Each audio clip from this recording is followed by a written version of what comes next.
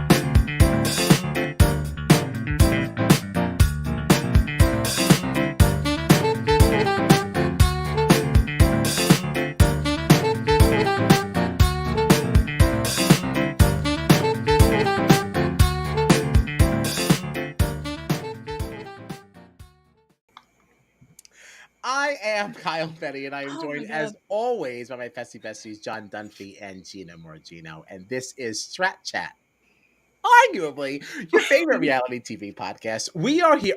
Wait, you can find us on the Strat Chat socials at Strat Chat Pod. Woof, woof, woof, whatever. I just have Anywho, to say, too, like, for those of you listening, you miss a whole nother show in the backstage area while those videos are playing. I cannot describe to you the chaos that happens backstage. and it's only on the Kyle Run streams. Okay, John streams are controlled. Everyone is in their place where they're supposed to be. It's wonderful. I am a disaster.com. No. Well, I think that's part of the fun. That's part of the fun. We love Mhm. Bessie, and that's why we love this season. So Ooh. let's kick this thing off. My girl, Miss Makensy, kicked this thing off as HOH of the week, right? By Mhm. stacking. Wait a minute. Oh. I'm rushing. R.I.P. Jenky. Okay. Oh, my poor sweet son. That seems like that was like very like gruesome, that death. Like It was brutal. It was also for me very triggering because it was very emoji land coded and I did not like that one bit. But like it was I was devastated. I said, "You leave my boy alone. He's done Yeah. nothing wrong. He just likes to feel joy." Ainsley like murdered a week-old baby, basically. That's literally He's what we just watched. a baby. And I was really tired of Jenky up until the montage. Like when I realized that this was just a person that just wanted everyone to have a good time and just sing songs and dance and just eat yummy food, just junk food, really. Poor Jenky. The montage was also the moment for me where I was like, why is this episode an hour and a half? That montage felt like it was 15 minutes long. I was like, what are we doing? What are we doing? What is this for? It was fun though. It was fun. I thought the Jenky montage was worth it. I would have taken crazy. more Jenky memories and Wait. moments. No, that wasn't even the hour and a half episode. I'm wrong. That was the It wasn't. Sunday episode. We could have glossed over it if you didn't bring it back. Like I was gonna let it go. But yeah, you were wrong. Listen, I can call myself out. Okay. Yeah, you can. I'm just letting you know that you would have been protected. That one was your fault. We have plenty for you later. Oh, okay. Well, great. Right. But so that's kind of how the week started, and then we had to kind of stack the little candy pieces. We've seen this before. Mm-hmm. MJ won. I mean, lots of rigmarole, but it was like Kimo and Angela, and I don't really know why Makensy wants Angela out so bad. I mean, I guess if she thinks that Chelsie is on her side, the thing is, I just don't. Well, let's just dive right in. No, I don't want to skip my sponsor reading.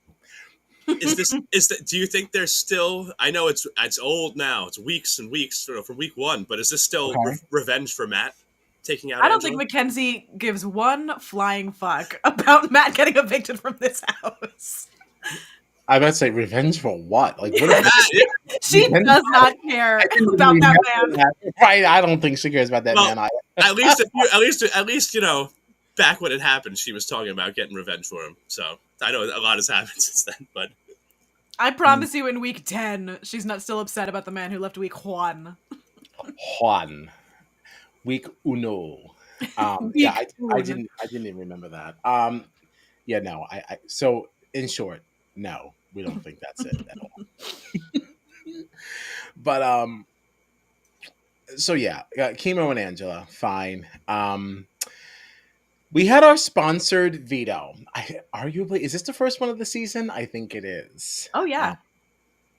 You know I love these cheesy things, right? I knew you were hype about this. Yeah, particular competition is not one that I think that I would have enjoyed playing, but I did enjoy watching. You know, you had to kind of run around and see what the animals were saying based on the little sound effects and sounds that they're making, and then kind of figure out what it is that they were looking for you to do.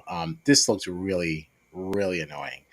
I would have been so annoying in this competition because the only way that I would have remembered the sounds is if I continued making them until I got to the buzzer, and it would be like, we cannot use any footage of this crazy girl. All of the just scrap the Morgino footage. Walking around the backyard. Gina just walking around all over the place. Yeah, I can hear Oh my gosh. getting pummeled with the tomatoes. So who won this sucker? It was MJ. Mm-hmm. yeah. Better look out. I will say that. Oh, your audio is a little bit janky, if you will. How is this sounding? Is this any Great, fantastic, Perfect. Oh, wait, excellent. This is going hand in hand with what I was saying pre-show because I left it on 3 dots, right? Not 2 dots, 3 dots, and now it's at 5. So I don't know. What's Your going mic just does that sometimes. It like decides like for this 1 minute I'm going to be quiet. Right. This is technology. This is what we're moving towards. This AI crap. This Okay, is this is Ainsley's basic, world. That's what I'm saying. This is a basic bitch microphone, and she's doing whatever she wants. She does not care what I have set.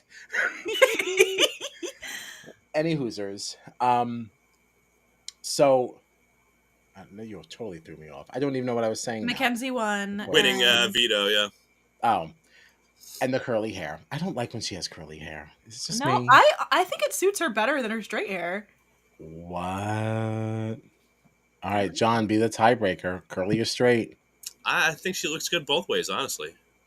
Oh, what a cop-out answer. You can hear my eyes roll. I mean, scrape. It's true. It's true. I think she looks good both ways. Okay, all right. Independent. So we're at a stalemate. Well, whatever. My feelings are stronger than Gina's, so I win. Whoa. She looks bad. I'm just more passionate, so I get the W. But any hoosers. So Makensy decides to put up Leah. Now there's a lot to talk about here, like because there's a lot of discourse on Twitter, obviously, about this being really more of Chelsea's move, and of course they were like kind of like being rude to Chelsie about this, but that's Big Brother. Like you're only mad that Chelsie did it because obviously you don't like Chelsie, but this is how the game is played, right? Like that's what you're supposed to do, like influence other people when you don't have power. Like I mean that is literally the foundation the show is built on. Yeah, people just get mad when it causes their favorite players to like be screwed over. But like, it's a great move. It's smart. It's manipulative. Like that's what you want out of a player, right? Yeah. And like, obviously, like people like Tucker and Angela bring like the mess and the chaos and like the fun entertainment. But like Chelsie is playing a great game, and I've seen people on social media just flat out saying that Chelsea's like a horrible person and all this other stuff because she's like taking out people that are the like Angela. And I feel like at this point in the game, it's not so much about fun feeds anymore. It's about we're getting to the pointy end of the game. It's like I think Chelsea's playing a great game. So thank you, Renee. Yeah, I like her. She's also kind of playing the middle, but I still feels like she's more on our side. So that's fine. just to catch up on the comments here, Matt does add that I sounded underwater, and I apologize Just for like a second. because apparently I'm drowning in hot takes. I got a lot more where that's coming from. So my thoughts on the whole Makensy thing here is that it really depended on how tonight worked out. And, allow me to kind of jump around a bit. But now that Leah and Angela have both gone, it almost feels like maybe this was a good decision for Makensy. Because now it's a game of 3 and 2. Yeah. And, I was concerned that if Makensy goes out tonight, which was a real possibility, depending on who won, that I would say, this didn't work for you, because I still think that Leah would have voted in her favor. I'm not really sure that Leah needed to go when she did, but now that we're there, it's like, okay, well, this actually could kind of work. Yeah. I don't know. It's interesting. I feel like Chelsie really, I've seen a lot of people on Twitter also saying that Chelsea's in such a good spot now, because it seems like she's part of this trio. Yes. But like at this point, she's set it up so that it's like Cam and Makensy almost going after like Rabina and Kimo, and vice versa. Kimo and Rabina looking at Cam and Makensy. And it's like, if Makensy hadn't taken out Leah, there's one more person in there that's got her back, I guess. You know what I mean? Like maybe Kimo goes or Rabina goes, and now Makensy's in a stronger position at this point in the game because Leah, has her. But I don't know. Yeah. Nobody's really looking at Chelsie, though. I feel like Chelsea's good with both sides. Yeah, which is really surprising, because I feel like she has... I mean, she's won multiple times, but I also, like, maybe it's just because we get her DRs, but I feel like she's so vocal in her manipulations that I don't know how they're not clocking it, especially with so many fans of the game in there. She is vocal, but it seems like she's smart about it somehow. Like it doesn't ever feel like anyone's walking away from a conversation like, I can't believe Chelsie made me do that or manipulated me to do that. Like she seems to be, maybe that's like, she is a public speaker, right? She's a preacher or whatever, right? Like I feel like she just maybe knows how to talk to people and make them feel comfortable and not feel like there's anything malicious behind it. Like I just think that she seems to be like a master at like getting people to go along with what she wants, but not making it feel like it was done in an aggressive or threatening way. Yeah. I agree. I don't know. There's just something that I feel. I had a point and it's already gone. But Makensy, Chelsie, because you listen to so many things, you listen to responses, and you have your response ready, and then you wait, and then you kind of lose it. Oh well. No. Oh, it was Kimo. Kimo saying, like, before we even got to the double, was saying that if I have a chance, if I am in power and I'm HOH, I'm going to make sure that I get the person who has the best chance of winning this game out. And he said that person is Makensy. And I don't know where you're getting that from. I think Chelsie and Makensy both are the two strongest players in the Yes, they definitely are the two strongest. But I still feel like the gap between Chelsie and Makensy is rather large. Like, I don't really know how you landed at Makensy before Chelsie. Chelsie is truly the puppet master of this season. Like, yes, and I would have said that the gap was really large up until maybe this past week. I think Makensy's strategic game isn't great, but her competition prowess and the amount of times that she has been in a position of power to save herself, save an ally, put other people up, I think that does give her a bit of an edge. So I think they kind of like close off a little bit that way. I think Chelsie has the stronger social and manipulative game, but Makensy's kind of closing the gap on her competitions. And I also feel like, to go along with that, like I feel like, Makensy also had the power earlier in the season and stuff with the America's veto. And I feel like, so all of Makensy's successes are like very much public, where like we know that Chelsie has won competitions and that's obviously public too. But I feel like all of Makensy's big moments, and there's been a lot of them, have been like these big, like momentous things that everybody got to see, like, wow, look at Makensy. Whereas a lot of the stuff that Chelsea's doing, like we're saying, that social manipulative part, is kind of compartmentalized, where it's like some people are seeing Chelsie behind the scenes here. You know, it's not all out in the open. Like the whole house isn't watching it. It's a conversation with two people over here in this room. These are the things that we're seeing. These are not the things even, like, not even just right. Yeah, not even just the private conversations. It's the DRs. We are getting so much more context of Chelsea's game than any of them are getting. Yeah. Right, and that's also fair. Because even during the double, when she was speaking to Kimo, and she's like, "Yeah, I mean, like, you know, I don't know who's going to go up, either like Rubina or Makensy." I was like, "Excuse me, Makensy?" And it's like, "No, wait, we're not getting the DR. We don't have the context." Of course, that's what she's going to say to him. That doesn't mean that that's actually what she's thinking. I have to agree with Matt, though. I do think that this is Chelsea's game to lose right now, and if she goes out of here, I think it does kind of blow this thing wide open. Except that it also doesn't, because Angela's gone. Angela would be really the only other person that I would have said had any kind of argument like for winning this thing, because like Cam. We'll get to that if it's even worth it. There's nothing happening there. And Rubina, while I don't think Rubina has won anything. Oh, no, she won an AI arena. She saved herself, in the AI, It was that one with the rope. That was very challenge-esque. Which was like the perfect comp for her. Honestly. She was flipping around that thing like nothing. Yeah, for sure. Who else would it be?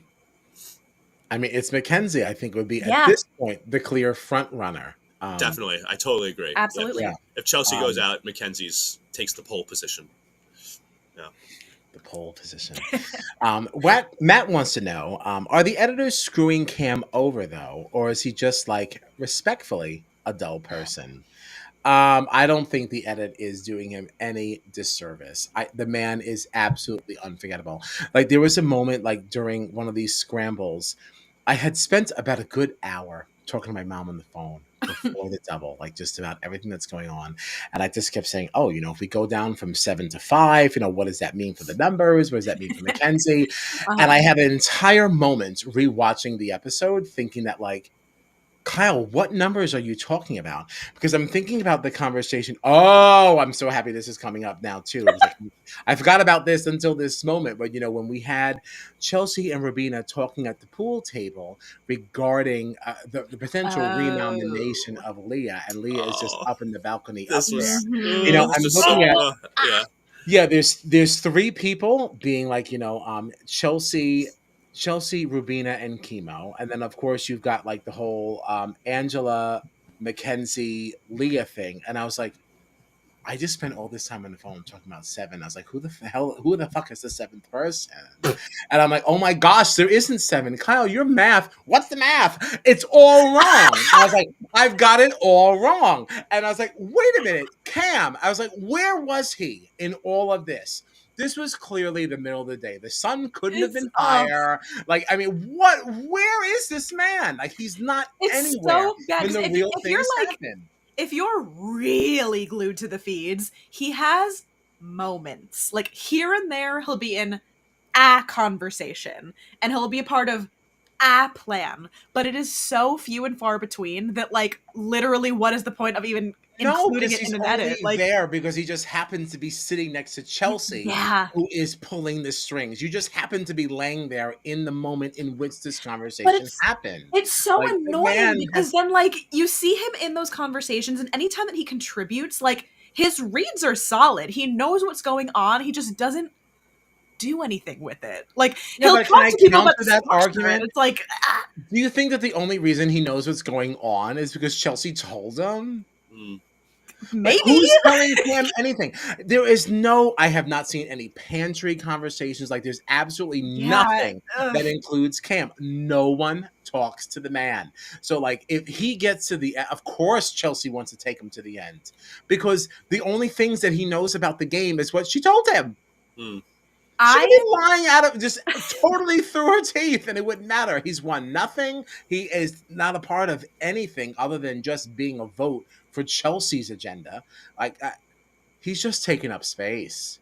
I cannot believe that my one draft team member left is freaking Cam. I started the season off so strong, and I'm looking Cam. That's the perfect time right to now. mention that you are absolutely dead in the water. I'm screwed. Yeah, R.I.P. Gina's team. Let's give it a gander, shall we? Sure. You never know. You never know. No, I'm pretty sure I know, John. I think I know. I think we do know. Baby, I think we know. I think you're trying to be so giving because you love Gina. She's a good girl. But this is not her draft to win. Like I have never won a draft, and I'm not going to start now. Can you... And if you do believe that Cam has a shot, can you tell me who he has a shot against? No, I don't. Why? I have no argument for it. I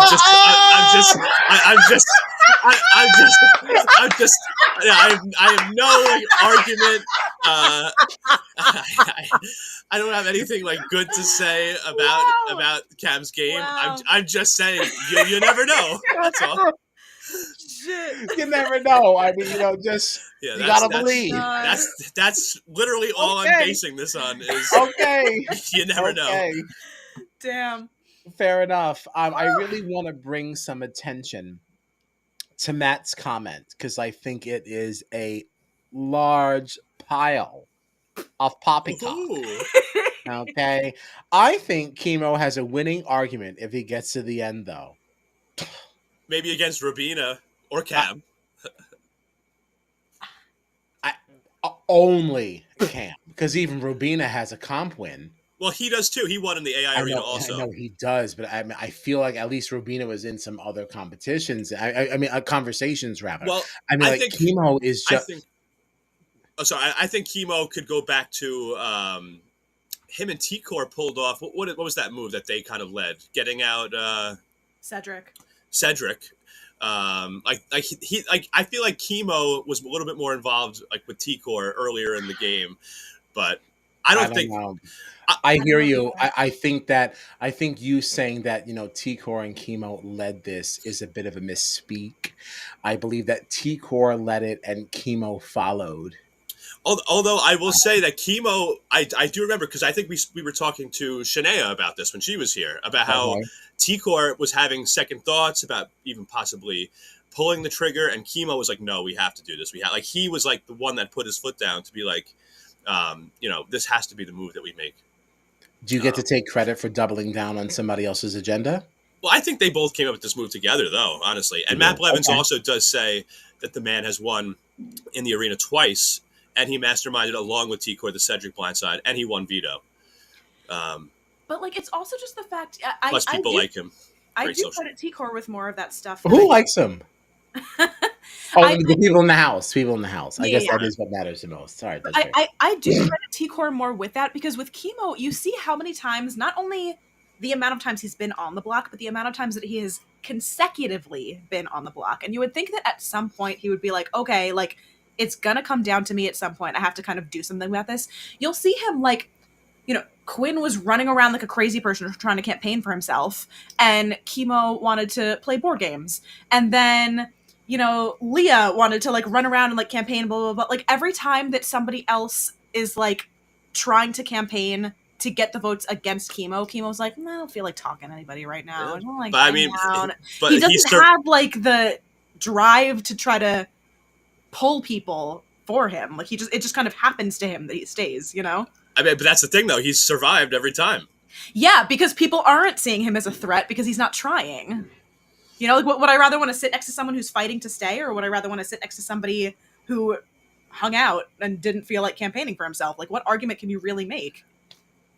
Well, Matt brings up a point here too. Angela literally said she'd sacrifice 700. I don't know if she worded it like that exactly, Angela says a lot of things. Yeah. But I don't know. She sure does. I could definitely see Kimo having a shot against Robina or Cam. I don't think against Chelsie or Makensy though. No shot against Chelsie or Makensy. Definitely against Cam, and I think he's got a good shot against Robina. Maybe. Because I also think that a lot of people are going to look at Robina as the first half of the game was literally just being in the showmance with Tucker, and then once Tucker was evicted, running over to T-Core and Kimo because she didn't have anyone else. You know what I mean? So, but I don't think she wasn't a part of that from the beginning. She just wasn't the largest part. Well, she was always at the bottom though. Like at that point, like Rabina had options when Tucker was there, and as soon as Tucker was gone, she had to be that third wheel of the Kimo and T-Core trio. You know, so yeah. Okay. Right. I think she definitely needed Kimo and T-Core more than they needed her at that point. So I feel like if that's the case, I feel like you got to say that Kimo probably does have at least a good shot against her in a final two potentially. Okay. All right. Continuing the theme of jumping around, what did we think of this week's zings? You know, we did. Oh my god! We saw the return of Zingbot. Zingbot had some things to say. Some like who care, like the whole Makensy being a monster thing, dirty feet. I didn't really care about that. I get it. She's tall. Great. Right. But I felt like things really turned up when we were talking about Chelsie. When Zingbot had said, you know, I really love your faith and how much faith you have.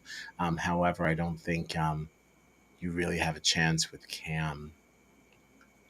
I would have to join witness protection. Like, you would never see or hear from me again. Terrible. Really, really terrible. I also loved after that when Zingbot left and you saw Cam going to give Chelsie a hug, being like, "Oh, you have a chance. You have a chance." That was so worse. So much worse. It is, but like, my gosh, what do you do if you're Cam? Like, of course it's going to come to it for Chelsie, but like, as Cam, to sit there is like, all right, well, you saying that also has a negative impact on my game. Like, you know, like I have to figure out a way to make this less awkward. Even just Zingbot like leaning in and going, awkward Zing. Yeah, I was like, yeah, I know. I would rip my skin off. Really, I just want to like turn the power off. I can't watch anymore. I'm done with this season. What did you think of Angie's Zing? Beautiful. No notes. Perfect. Good stuff. Zingbot performed a number and basically said that she was creepy for being obsessed with men half her age. And you know, it's not untrue. You know? I feel like Angela's going to be on Dr. Phil again. Be like, why are you obsessed with men half your age? Oh god! Is Dr. Phil still on? I don't know. That guy's crazy anyway. He's insane. Yeah, he went off the deep end. That's a whole other thing. I think he's a big Trump guy too. Actually, is he? Yeah. That's the deep end I was referring to, like Dr. Oz. I've literally never once paid attention to Dr. Phil, so I can't remember. He looks like a Muppet. I only paid attention to Dr. Phil because he was an Oprah protege, right? Didn't Oprah like executive produce his show or something like that? Yeah, one of Oprah's rare fails, bringing that guy to stardom. Yikes.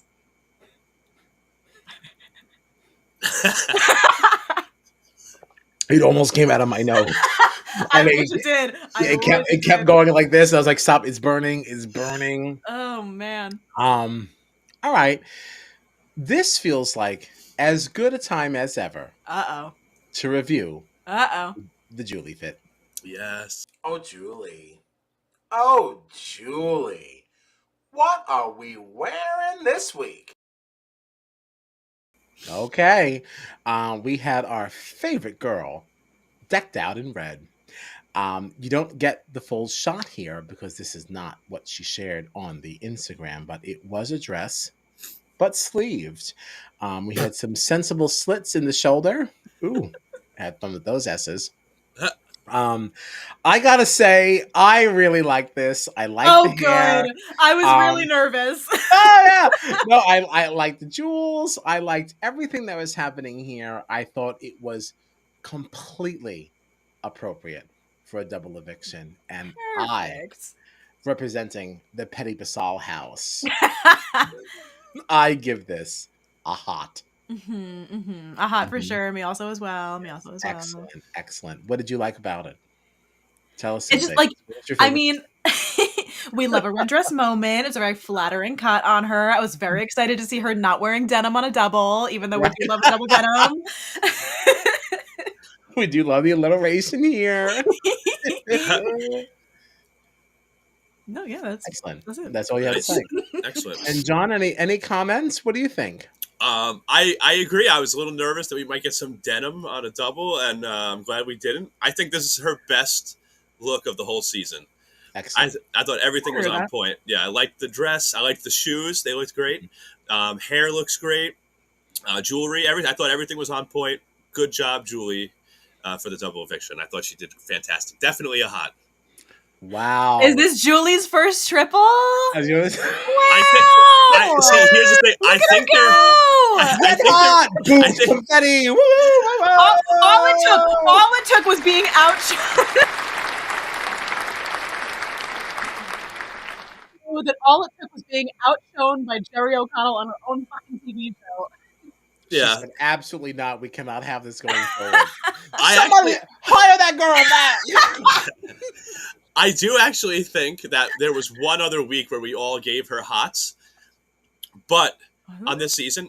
But here's the thing: is that I think it was because we were all settling. Like, listen, she's been so bad this season that in comparison, this is a hot. So, like, technically, I feel like this really is the first genuine hot that we all three of us. This is actually hot enough that I can steep my tea in.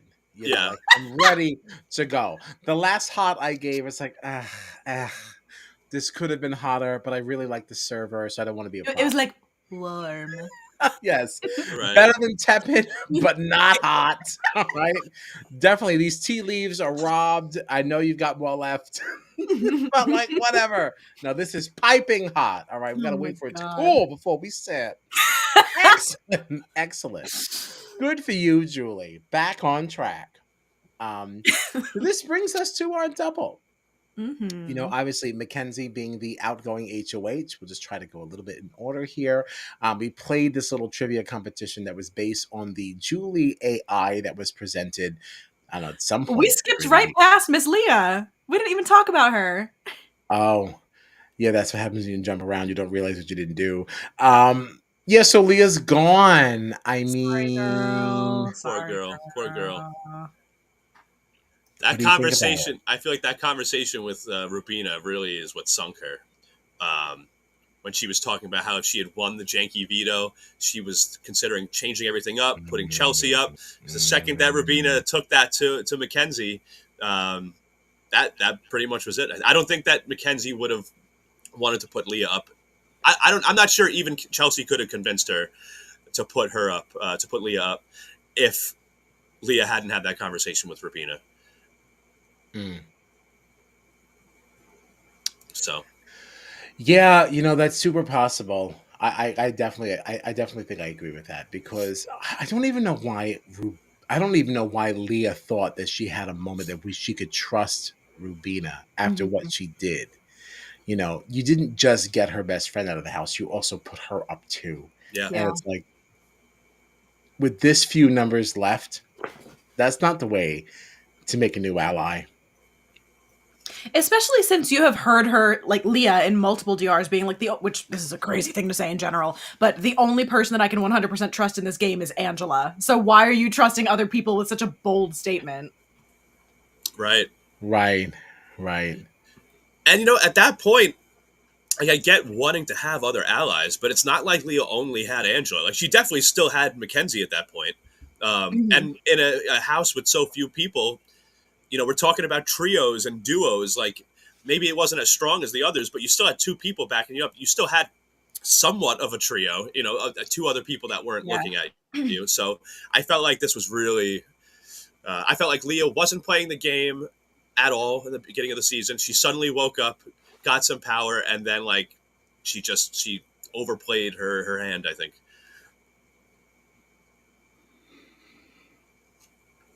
Kyle? Yeah, I just think that Leah should have paid a little bit more attention when her sister and mom were watching this show. You know what I mean? Because that was literally her only introduction to this, at least the way she told it to us. And it's like, you know, if you paid a little bit more attention, you would have known better that this was not the right person to go to. I actually think whatever conversation she tried to have with Rubina might have been better served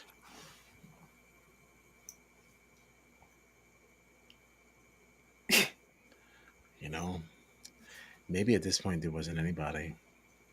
I genuinely, I guess if you spoke to Cam, maybe that would have that wouldn't have helped you in this situation. I don't know who should have heard that to try and make things better for you. I think it was. Yeah, I don't know if it was the person was the issue, but maybe just the timing of it. Like maybe if they were all still in Janky World and Leah went to Rabina and was like, listen, I'm not sure if this is a great move. I'm considering if I get the Janky veto, maybe I'll put Chelsie up. Then Rabina is maybe going to be like, oh, maybe I can, maybe we can salvage this or whatever. But like at that point, like Rabina said, it's too late. You already sent T-Core out. There's nothing you can do to fix that now. Like, I don't know. I feel like regardless, honestly, unless Angela had won this HOH, no matter who it was, Leah was going to be a target at some point. I still think she really had to stand up. I can't hear you. I'm sorry. Wait. I thought it was just me, and I was like, I don't want to react to this if I'm alone. No. wait, can you still not? Now it's better. Okay, perfect. Fantastically. What was I saying?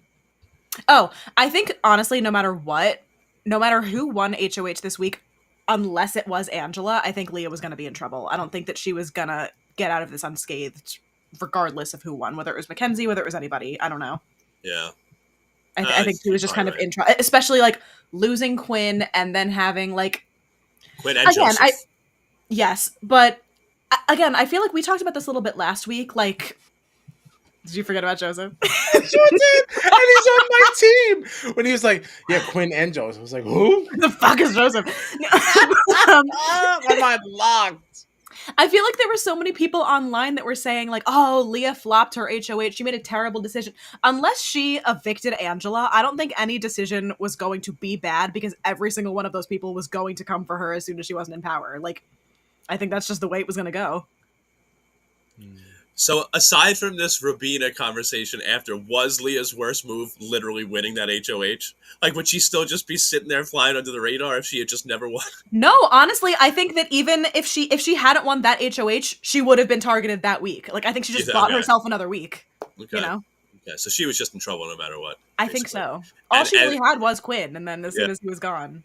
And I do feel though, like I think she could have, maybe she would have gone out still in the double eviction, but I feel like she definitely wouldn't have gone out on Makensy's HOH without that Rabina conversation. Maybe. But I don't know. I could be totally wrong. We'll never know. I don't know. If she won the Janky veto and T-Core came down, or not T-Core came down, but if T-Core was sitting next to Chelsie, because isn't that what the original plan was? If Leah was able to use hers, yeah, she was going to. Yes. If Chelsie went out at that point, yeah, I think Leah might have actually been good for a little while because it was really Chelsie that led the charge, like kind of planting the Leah seed. I think she actually could have been good. Because no one was talking about Leah. Like really before Chelsie started talking about her, and if Chelsie was gone, I think that Leah's kind of safe reign may have continued. Yeah, it was because of Chelsea's push, right? This was the first time that Leah went up all season on the block. It was the first time anybody even thought of her as like a thing. I still don't think that Leah was necessarily, even though she hasn't touched the block, I also don't think that her resume is expansive enough that she was a real threat. Yeah. Like, sure, get rid of her, like, maybe a little later, but, like, there definitely were bigger fish to fry in this one. She wouldn't have been a bad person to sit next to in Final 2. I mean, I feel like... No. It depends, because you also do have to remember that the foreperson of the jury does tend to kind of, like, influence people as they come in, and on this season, that is...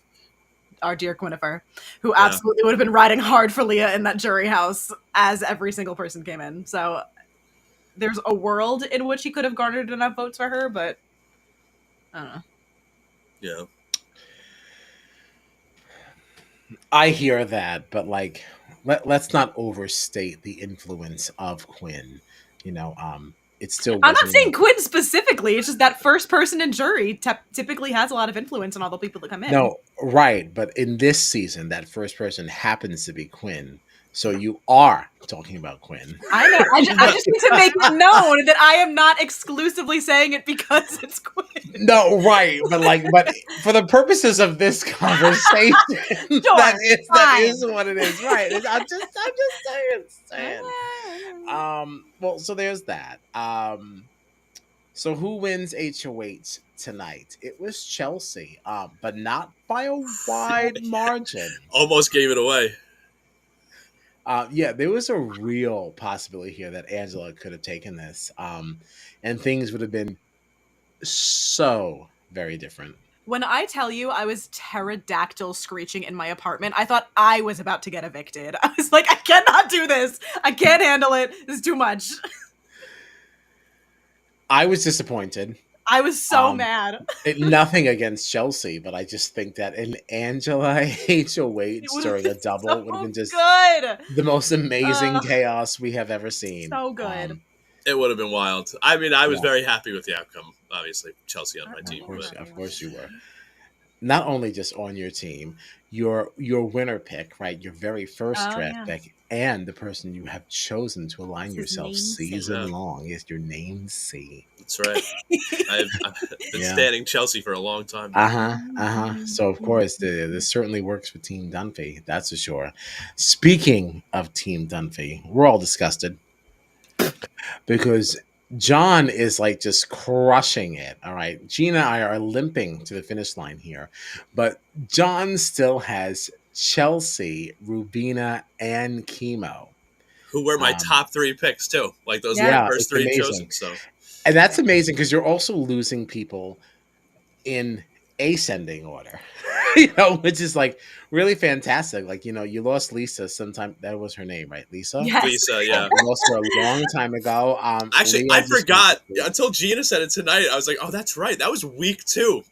You lost a number week 2 and did not lose another number until tonight on week 10. Yeah. And that is why you received no sympathy in the group chat. We were like, oh no, I can't lose Kimo. We were like, I don't want to lose half my team. We're like, we're fine if you lose half the team. It's okay. Well, it's just, honestly, it would just be the sting of losing them both in 1 hour. To go from 4 to 2 in the span of an hour, that would just feel, Yeah, we appreciate that, but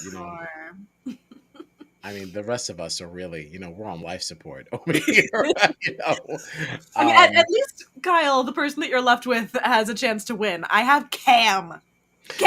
You never know. Yeah.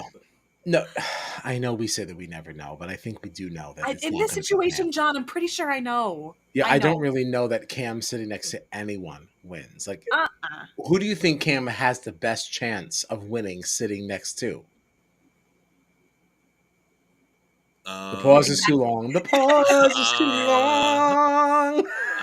I don't know. I have no idea. Well, I guess that's the thing too. I mean, a lot of that would depend on what happens in this final 5. If Cam all of a sudden turns around and wins a few competitions in a row and knocks some people out. If all of a sudden in the end game it becomes the most bitter jury of all time. I don't know. Yeah. I am a little nervous though. I could totally see Kimo and Rubina being the next 2 out. So I wouldn't mind. Oh yeah, I totally see a final 3. Chelsie, Cam, Makensy. I do. I see that. Yeah. No, I think you still have some to lose. Yeah. I don't think the final 3 is going to be all Team Dunphy. It's definitely not. Yeah. No way. Honestly, I definitely in an interesting spot because I feel like if Kimo or Rubina don't win this next HOH, I feel like they're going to be out. Yeah. But I'm also curious if one of them does win. I could see one of them maybe potentially trying to go after like a Chelsie because that's a big move, and then there's my number 1 player out of the game. So I'm a little nervous about what could happen. It could happen. It definitely could. Yeah, I don't think you have it wrapped up, but like my God, I mean. Listen, if you told me at the start of this... heads left. Heads. If you told me at the start of this season I was going to have 3 of the final 5 remaining, I would have said absolutely that's not possible. I mean, after the way that last season went for you. Yeah, I lost my entire team pre-jury last season, so... Yeah, you had a rough go. But all right, so Chelsie wins, really because Angela went over. If she had just chosen like just a number just a little bit smaller, Because than that Chelsie honestly was 15,000. nowhere near close to the right No, was it like 1,080? I think was Yeah. her number. And it was like Um, 10,000 It's something. like 10,000. Right. If even Angela just didn't even 10,000, she would have won. Mhm. But it was like 15,000 and change. That was the end of that. So Chelsie wins, and decides to put up Kimo and Angela, which, pretty predictable. But what I didn't think was predictable was Kimo's win in this veto. I didn't see that one coming at all. If I was rooting for him more, I would have cheered. But like, I really wanted Angela to take this one, and I think she had like 3 balls Well, by the can end of I it, also right? just say, I don't know how production has not gotten their shit together on these live competitions yet. Give me a wide shot of everybody's lane so I can watch how everybody's doing. I don't want to be watching this person and all of a sudden, oh, Kimo won. And I didn't see any of it happen. Right. Like, give me the whole freaking lane. I know you can do it. You did it at the beginning. And they started zooming in on people, and I didn't know where the hell we were the whole rest of the competition. Yeah, Which we don't need time, to zoom. it drives me crazy. Give us a wide shot. Let us just see the number count on the bottom, just like you do for these trivia I don't competitions. need zoom ins. I need to see how Yeah. everybody's doing at the same Yeah. time. Yeah. I just want the information. Yeah, no, I agree. Yeah. I agree. That would be So nice. annoying. Yeah, I agree. But Kimo did win, and of course removed himself. And I thought it was ridiculous that Kimo was apologizing to Angela for taking himself away. It's like, I'm so sorry, I love you, but I have to use this on myself. And it's like, what? Stop it. Only this season would the person on the block next to Angela apologize for not using the Yes, veto. like get out of here. Like that's how conditioned we are to believing that Angela deserves every single video. That I have to apologize for using it on myself instead of giving. Well, I mean, even Tucker used it on her when he was still on the block too. Like there's a precedent for it. That is just the wild, because everybody keeps saying, "Oh, like 3 people used the veto on Angela." It's like, all right, I feel like it's very important to always include that one of those 3 people was literally sitting next to Angela on the block. Like, what is going on? Like, that is also what kind of really fuels the argument, though, of why Angela does have an argument to win this thing. And that literally, that's what I was hitching my wagon to. I was like, no, she has a great argument. And how could anyone else deny that? Like, for the people that were in the house and you see that this is the influence that she has on people, like, how can you deny that? Like, you have to respect that. Like, she literally came into the house week 1 and started shit with everybody. And literally every episode was like, oh, who is Angela getting into a fight with now? And nobody ever was like, no, like she just coasted by until this stage of the game. It's insane. But I would even argue to say not even coasted by. Like people saved her. Yeah. Like, it's so wild. Like some of it. And like people were watching every single time that someone saved her. The next week, that was her enemy. And she was like, nah, fuck this person. I'm gonna fuck this person. They just saved her. And then every week another person would save her. And then she would turn on them too. And then another person would save her. And it's like, do you not see that this woman is a ticking time bomb? Right. And every single person that aligns himself to her gets burned. Why is everybody still saving her? Yeah. And it was weird to me too, because she kept getting saved but also was never filled in on what the vote was gonna be. Right? It's like she was constantly getting saved from the block and then voting on the wrong side of the house. And every time she'd be in the voting booth, she'd be like, I'm so sorry, I don't have the votes to keep you. I vote to evict Kimo. And then like the votes come back and Kimo gets saved. It's like, what are you talking about, Angela? Like she literally voted Kimo out twice, being like, I can't save Kimo. And both times he stayed and she was like, I'm sorry, I voted you out. And he's like, what? Right. Like it's so like Angela's game is like needs to be studied. Like it's the most bizarre game I feel like I've ever seen in my life. It's really crazy. It's what makes me believe though that so much of it was intentional. Like this was not just like this chaotic woman who didn't know what she was doing. Like I laugh with my mom all the time because I think I told you guys like a few weeks ago, my mother was like, I am very disappointed in production. Okay. This woman should be removed. All right. We are watching a woman in crisis. Like, people should care more about the mental health of their cast. And this woman has a problem. And it's like, but she's doing all these things. And it's like, are we so sure that she's in crisis, or is she just because every time she cries, I swear I don't see a single tear. Not one single She goes, tear. Plus the fact that plus the fact but that there's before nothing that this, comes down. it's not one single tear. It's before this. She was on Dr. Phil and Let's Make a Deal and The Price is Right. It's literally like she is made for TV. They've cast her in freaking everything before. She has walked around the house being like, "Wouldn't it be so crazy if we found out that like somebody on this cast was actually a plant just to make good TV and cause drama?" That definitely could happen. And it's like, girly, I think it's you. I think you're confessing right now, right? I think it's you. I think you're just saying this as a major deflection. Yes. Yeah. Right. Oh God. What do you think Angela would be like on the Traitors? I need it. Amazing. Give it to me right now. Let's start a petition. You heard it here first on Strat Chat. Put her on the Traitors. Put her on the Challenge. Put her on Survivor. I don't want her on the Challenge. I want her on the Challenge. Challenge? What? Put her on. I need it. Can you imagine? Like Angela suspended over the water, and TJ's like, "Who is the person who went home in Rivals 2?" He's like, "I don't know what you want me to do." And then it splash. I'm like, please, absolutely not. I need it. Can you imagine like, so imagine like a fight on the way back from the bar between Angela and Johnny Bananas, like. You're just making my argument for me. Yeah. Exactly. Now, actually, all right. Now I just flipped to the other side. Put just her with that. Like, I don't know what's wrong with you, Angela. She's like, what's wrong with me? Don't talk to me like that. Like, it's just so good. Every TV show that you could put her on it. I need it.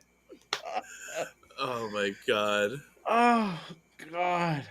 So good. Not Matt saying Amanda and Miss Felicia for the challenge. Oh, I think he meant Angela, not Amanda. I think he corrected God. I said Angela, but I didn't even realize it said Amanda. Oh, that's why he wrote in caps Angela. Yeah. You know. Also, Liz. also what Matt said here too with the where's that TikTok? Oh, Angela versus Cara Maria. How about Angela versus Laurel? Please, please. Get out of my face. I don't like you. I never liked you. Go away. that TikTok with Angela where she's going, my mom's a slut or whatever. That was really the craziest. I was so happy that I watched that for the first time on this stream. It's really terrible, but at the same time, you know, we laugh at this a lot in other things. Like I was watching the Golden Girls the other day, and there was that episode where like, you know, Sophia is going to join the convent, who's going to be a nun, and she's saying a very heartfelt goodbye to the girls, and she turns to Rose and she's like, listen, you're a lot smarter than people think. You're able to accomplish a lot of hard things. Like, good for you. Keep being great. And she's like, oh my God, thank you, Sophia. And she turns to Blanche. She's like, Blanche, you're a slut. It's just like, and she goes, oh, thanks, Sophia. It's like, it's just so good. That's all that just reminded me of.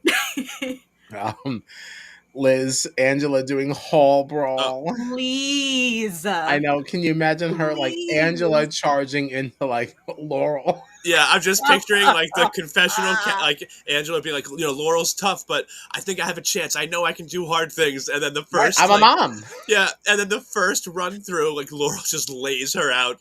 Angela never gets up. You know, she has no shot of winning. If Angela lays Laurel out, I need it.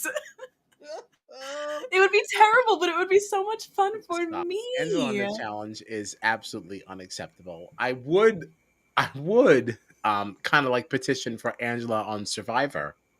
Please, could you freaking imagine the meltdowns this woman would have if she was starving? The bugs, the everything. Rome put his entire body in the well. You expect me to drink this water? I need to speak to Jeff. Like, I mean, it would just be so. Speak to Jeff. Like, he's so good. He's so good. Oh my God. Yeah, so that's that. So who did we see leave? We saw Angela leave in the double. Yeah. Much to my disappointment. Also, I love how the first vote, Leah unanimously voted out 4-0. And in her second speech of the night, Angela was like, you guys voted to keep me here unanimously, and then on the way out, she gets voted out unanimously 3-0. Like it was just. Well, I mean, listen, it was the first unanimous vote of the season, so I did love that she literally said like unanimously, and then paused for like just a little bit too long, and it's like oh. Like, yeah. She's not letting them forget it. Yeah. Oh man. Oh, Liz also. I just have to mention Liz. Angela eating the testicles and the brains and the eyeballs. Angela's not ready for it. She can't handle it. So if anything, I'm just saying, you know what? Maybe it should be. Maybe we should have her on the challenge. I need her on the challenge. Please put her on the challenge. Oh my god. I'm gonna make a phone call. The challenge OPT. Dear Mr. MTV, I have a very special request. Dear Mr. Music Television. Mr. TJ, please. Stupid. Mm-hmm. There's no way that Angela's not going to be on something else, though. Oh, no way. No way. To be on many things. Honestly, truly, I would love to see her on the Traders. The Traders would be like my number one thing. I just think that it is a perfect environment for meltdowns. And honestly, make her a trader. She's going to fail. Yes. Or not. I mean, like, I definitely did not think in the beginning of this game that Angela would have made it to Final 6. Mm. No way. I can just see her now, like, actually being a traitor and someone trying to call her out and her doing the fake tears. I just can't believe that someone would say that I'm a traitor! Like, I'm not a traitor, I'm a mom! yeah. So good. That's all I have, though. Is that all I have? I think we oddly touched on everything, even though we did it. Are you gonna go see the wild robot? Actually, I think so. It looks really cute. I would see it. Yeah. So I was going to say no because I don't usually support DreamWorks productions. Really? Because I feel like they are in direct competition with Disney. Not that I'm a Disney hardcore, but I do like to choose sides and things like this. So I don't usually do DreamWorks. Like I reject Shrek. You reject Shrek? Wow, a full-on Shrek rejection. Wow. I honestly, regardless of Dream, I just think that Shrek sucks. I don't think that's the funnest game. If that anything, might be the hottest. That's the hottest take of the night. Yeah, sorry. I think Shrek sucks. I have a little bit. I have an affinity towards the gingerbread cookie thing. Like that's fun. Like, but other than that, like I don't really care about Shrek at all. I think Shrek's terrible. Wow. I think that might be the thing that made me the most upset tonight. No, I don't like Shrek, musical or movie. I don't like it. Wow. Get out of here with your Smash Mouth. I'm tired of it. I'm just over the whole thing. First sorry. Julie Andrews, now Shrek. Yeah, sorry. Everybody, listen. Everybody can catch it. No one's safe when I'm behind the mic. Yeah, fuck Shrek. Wow. You heard it here first. Zam. Zing. Matt Levin says, "Kyle, you're evicted." You can't evict me at my own house. I'll block the fuck out of you. Don't try me. Block you out? Oh my god. No, it's terrible. I would never. It's too far. So what does Strat Chat have coming up? We have a double of our own on the 30th, right? Monday, right? Yeah. Yes, we will be discussing the Challenge 40, and we'll be discussing Survivor 47. Times TBD. Gives you all the reason to follow us on the socials. In terms of Big Brother, I understand there was something funky happening with Sunday's episode. Is it a 10:30 start, right? That's mad late. Right. Oh, because we have the sneak peek of the summit, right? Yeah, they're pushing the summit real hard. Yeah, I don't think Strat Chat will be covering that. We'll let you know when we're out of time. It's just too much going on right now. No Wednesday episode. Right. Yeah, there is no Wednesday episode. That feels like such a relief. Oh my gosh. Honestly, a little bit. Yeah, we're going to all just dive right back into Hallmark Plus. There's so many things going on. There is a wonderful collection, Autumn in Love. Okay, so you can watch all your rom-coms that are fall themed before we kick off Christmas. So that's that. We will be back here as Strat Chat on Thursday, October 3rd. I think we'll be back to our no, we will not be back to our regular time because that's a 2-hour episode, right? She Right. said it was 2 hours. So we'll be here at 10:20. I just made the executive decision for Okay. us. We didn't discuss it, but you heard it here. 10:20 to discuss, BB26. In addition to, you can catch me by myself live on October 6th for the premiere of Big Brother UK. Consider Me Chuffed is coming back. Wow. I'm not going to be here daily. I did skip Celebrity BB UK. It was too much. We had a lot going on, but I am not missing the civilian season. I do consider those to be far more important. Giving us the than exclusive. Yeah, so we will be back. I don't know what time. I'm working that out with myself. I don't know what my life looks like at that point, but we are doing it. Again, it won't be daily. I'd like to do every other day or something like that. We're going to figure it out. But BBUK is back on the 6th, and I think that is premiering, I think 6 p.m. Eastern. I could be lying. Don't listen to me. Don't listen to me. Because as soon as I said it doesn't sound right, because I feel like 6 p.m. our time would be like midnight in England. So we're probably looking at probably more 3-ish when we probably air, right? We'll get back to that, but it is coming. Anything else for the benefit of the community here, the Strat Chat family? Just love one another.